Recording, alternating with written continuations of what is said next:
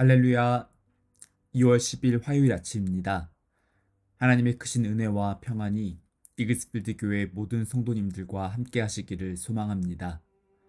오늘 함께 살펴볼 하나님의 말씀은 요한복음 4장 15절에서 26절까지의 말씀입니다. 여자가 이르되 주여 그런 물을 내게 주사 목마르지도 않고 또 여기 물 기르러 오지도 않게 하옵소서. 이르시되 가서 내 남편을 불러오라. 여자가 대답하여 이르되 나는 남편이 없나이다. 예수께서 이르시되 내가 남편이 없다 하는 말이 옳도다. 너에게 남편 5이 있었고 지금 있는 자도 내 남편이 아니니 내 말이 참되도다. 여자가 이르되 주여 내가 보니 선지자로소이다. 우리 조상들은 이 산에서 예배하였는데 당신들의 말은 예배할 곳이 예루살렘에 있다 하더이다. 예수께서 이르시되 여자여 내 말을 믿으라. 이 산에서도 말고 예루살렘에서도 말고 너희가 아버지께 예배할 때가 이르리라.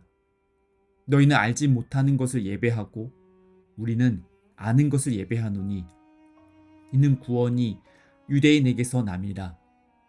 아버지께 참되게 예배하는 자들은 영과 진리로 예배할 때가 오나니 곧 이때라. 아버지께서는 자기에게 이렇게 예배하는 자들을 찾으시느니라. 하나님은 영이시니 예배하는 자가 영과 진리로 예배할지니라. 여자가 이르되 메시아 곧 그리스도라 하는 이가 오실 줄을 내가 아노니 그가 오시면 모든 것을 우리에게 알려주시리이다. 예수께서 이르시되 내게 말하는 내가 그라 하시니라. 아멘. 오늘 묵상 본문인 요한복음 4장에 등장하는 사마리아 여인과 예수님은 목마름을 계기로 만나게 되었습니다. 몸 안에 수분이 부족해지면 갈증을 느끼게 됩니다. 사람들뿐만이 아니라 동물들도 그러하고 식물들도 마찬가지입니다. 사람의 몸은 연령대마다 조금 다르지만 약 60에서 70%의 물로 구성되어 있습니다. 신생아의 경우 약 80%가 수분이고 성인은 약 60%, 노인은 약 50%의 수분을 몸 안에 가지고 있습니다. 몸속의 수분이 1에서 2% 정도만 빠져나가도 목마름을 느끼게 됩니다. 목마름은 결핍의 대표적인 증상입니다. 몸에 물이 부족한 상태가 되었지만 만약 목마름을 느끼지 못한다면 물을 마셔야 하는 때를 놓쳐서 몸에 문제가 발생하게 될 수 있습니다.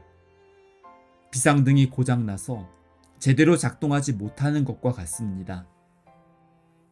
목마름과 결핍을 느끼는 것은 사실 건강하다는 증거입니다.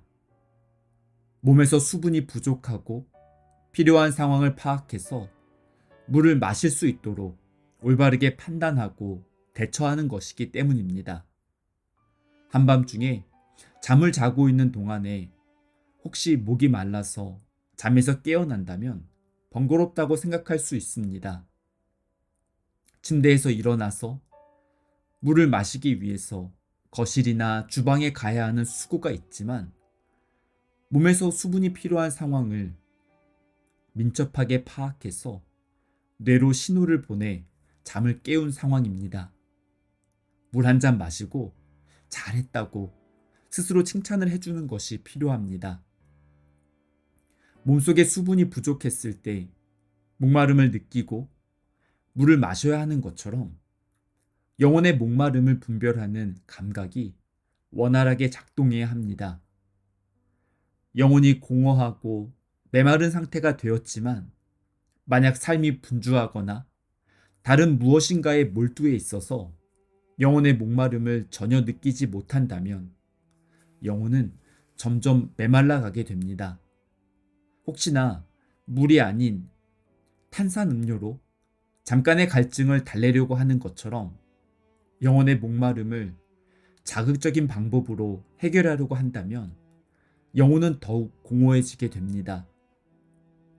요한복음 4장에 등장하는 사마리아 여인은 한낮 태양이 가장 뜨거운 정오 시간에 물을 기르러 우물에 찾아왔습니다. 마침 그 길을 지나가시던 예수님께서 우물 곁에서 잠시 쉬고 계셨습니다. 당시 많은 유대인들은 유대 지방에서 갈릴리로 가거나 반대의 경우에도 사마리아 지역을 지나가지 않으려고 요단 동편으로 돌아서 갔습니다.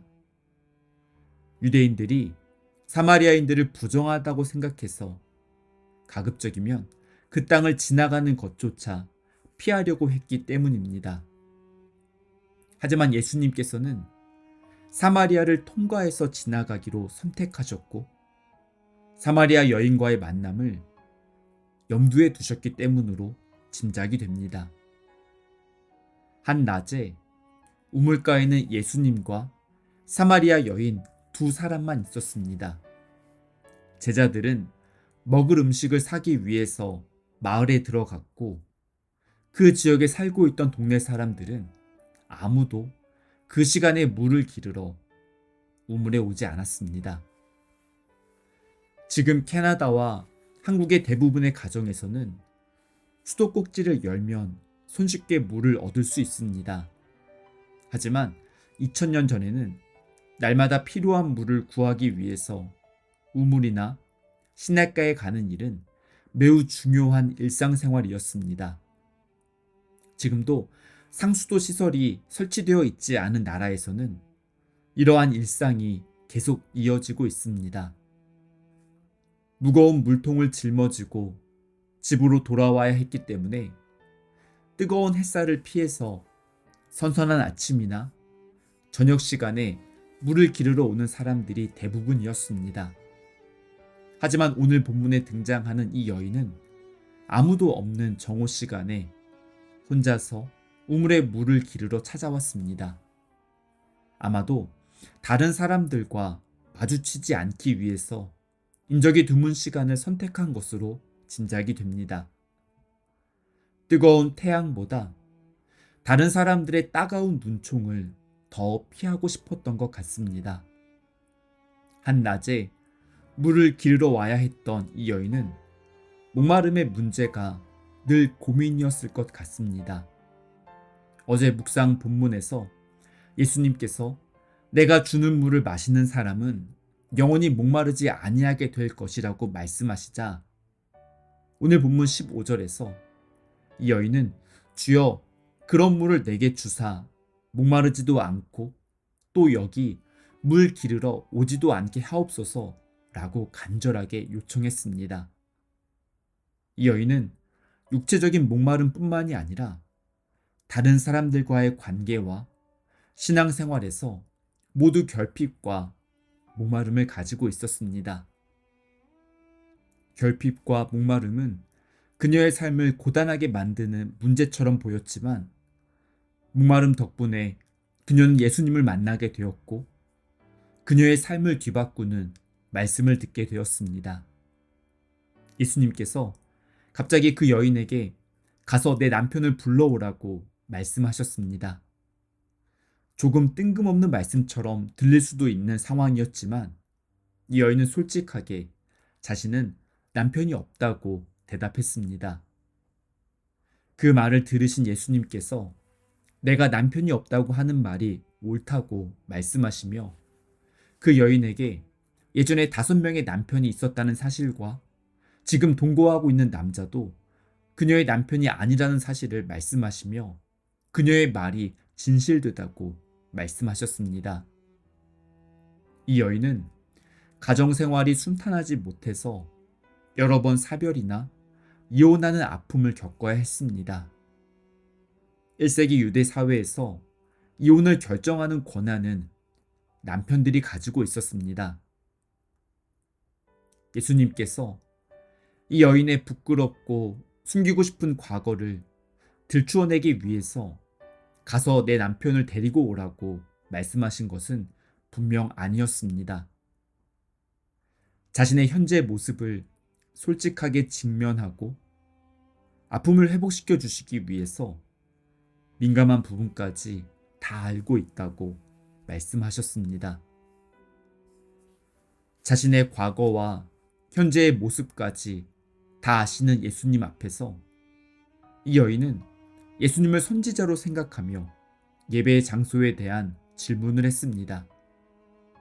유대인들은 예루살렘에서 예배하고 사마리아 사람들은 그리심 산에서 예배하는 전통이 있었는데 어디에서 예배를 드리는 것이 진정한 예배인가에 대한 질문이었습니다. 예수님께서 23절과 24절에서 이렇게 대답하셨습니다. 아버지께 참되게 예배하는 자들은 영과 진리로 예배할 때가 오나니 곧 이때라. 아버지께서는 자기에게 이렇게 예배하는 자들을 찾으시느니라. 하나님은 영이시니 예배하는 자가 영과 진리로 예배할지니라. 아멘. 하나님께서 찾으시는 예배자는 영과 진리로 예배하는 사람들이라는 말씀입니다. 성경 전체를 통틀어서 예배에 대한 가장 분명하고 확실한 기준을 예수님께서 말씀해 주신 대상은 유대 종교 지도자들이 아니었고 제자들도 아니었습니다. 바로 일상생활의 결핍과 영혼의 목마름을 느끼며 예수님 앞에서 정직하게 반응했던 사마리아 여인이었습니다. 사람들은 겉모습을 중요하게 생각하는 경향이 있습니다. 하지만 하나님께서는 예배의 장소나 형식보다 예배하는 사람들의 마음을 중요하게 여기시고 성령님의 인도하심과 진리의 말씀을 따라서 예배하는 사람들을 지금도 찾고 계시는 줄 믿습니다. 이글스필드 모든 성도님들이 하나님께서 기뻐하시는 예배자가 되기를 소망합니다. 하나님 앞에 나아갈 때 모든 영적인 가면을 내려놓고 정직하게 나아가고 성령님의 인도하심을 의지하며 우리의 중보자 되시는 예수님의 말씀을 따라서 예배하는 모든 성도님들 되시기를 바랍니다. 함께 기도하시겠습니다. 사랑과 은혜가 풍성하신 하나님 아버지, 저희들의 연약하고 부끄러운 모습을 다 품어주시고 사랑으로 회복시켜 주셔서 감사합니다. 저희들의 아픔과 고민을 하나님 앞에서 감추지 않고 있는 모습 그대로 나아갑니다. 일상생활에서 고민하고 있는 문제들과 영혼의 목마름을 하나님 두 손에 올려드리오니 저희들의 삶에 찾아와 주셔서 상한 마음을 회복시켜 주시고 하나님 안에서 참된 평화와 위로를 얻게 하여 주시옵소서. 이글스필드 모든 성도님들이 날마다 하나님의 도우심과 은혜를 경험하게 하여 주시고 하나님께서 기뻐하시는 참된 예배자가 되도록 은총을 내려 주시옵소서. 7박 8일간의 도미니카 하이티 난민 선교 일정을 마무리하고 오늘 오후에 캐나다에 도착하는 장성훈 담임 목사님과 시니어 단기 선교팀의 모든 여정을 하나님께서 지켜주시고 보호해 주시옵소서. 그곳에서 땀과 눈물을 흘리며 복음의 씨앗을 뿌리고 이제 돌아옵니다. 복음의 씨앗이 그 땅에서 뿌리를 내리고 자라서 열매가 맺히게 하여 주시옵소서. 이 모든 말씀 선하신 우리 주님 예수 그리스도의 이름으로 기도드립니다. 아멘. 오늘도 이글스필드 모든 성도님들의 삶 가운데 하나님께서 주시는 은혜와 평안이 가득하기를 소망합니다.